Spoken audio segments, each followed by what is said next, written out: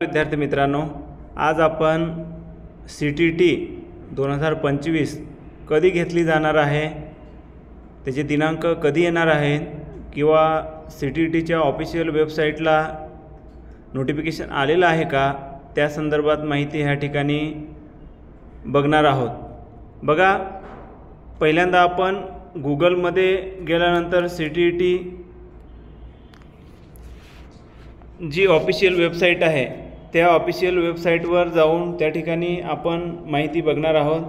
तर CTETला ही official website आहे आणि ह्या वेबसाईटला क्लिक केल्यानंतर आपल्याला हे असं CTETचं होम पेज येणार आहे। त्या होम पेजवरती बघा, हे या ठिकाणी ही दिनांक आहे आणि CTETच्या ऑफिशियल वेबसाईटवरती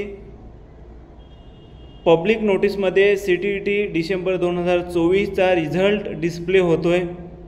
त्यानंतर कॅल्क्युलेशन शीट म्हणजे copy of OMR sheet CTET 2024 ते डिस्प्ले होतोय। त्यानंतर CTET डिसेंबर 2024 रिझल्ट ते डिस्प्ले होतोय। त्यानंतर लॉगिंग CTET डिसेंबर 2024 म्हणजे ह्या ठिकाणी अजूनपर्यंत 2025 ची जी CTET ज्या वर्षभरामधून 2 वेळेस घेतली जाते त्याचं नोटिफिकेशन हे आलेलं नाही।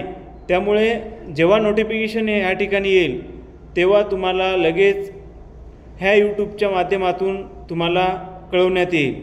आणि तुम्ही जर ह्या चॅनलला अजूनही सबस्क्राईब केलं नसेल तर तुम्ही चॅनलला सबस्क्राईब करून ठेवा जेणेकरून येणारं नोटिफिकेशन आहे हे तुम्हाला तात्काळ त्या ठिकाणी दिसेल।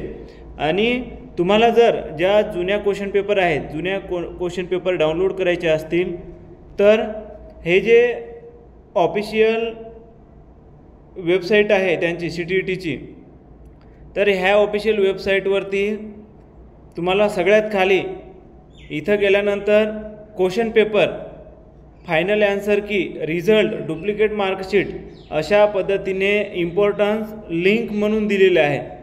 तर त्यामध्ये तुम्हाला जाऊन क्वेश्चन पेपर ह्या डाउनलोड करता येतील। क्वेश्चन पेपर डाउनलोड झाल्यानंतर तुम्हाला फायनल आन्सर की पण त्या ठिकाणी दिसून येईल। बघा, आपण त्याला आता ह्या ठिकाणी बघणार आहोत। बघा, प्रिवियस इयर इन्फॉर्मेशन बुलेटिन आणि question paper December 2024, question paper जुलै 2024, जानेवारी 2024, ऑगस्ट 2023 अशा पूर्ण क्वेश्चन पेपर 2018पर्यंत दिलेले आहे। आणि प्रिवियस इयर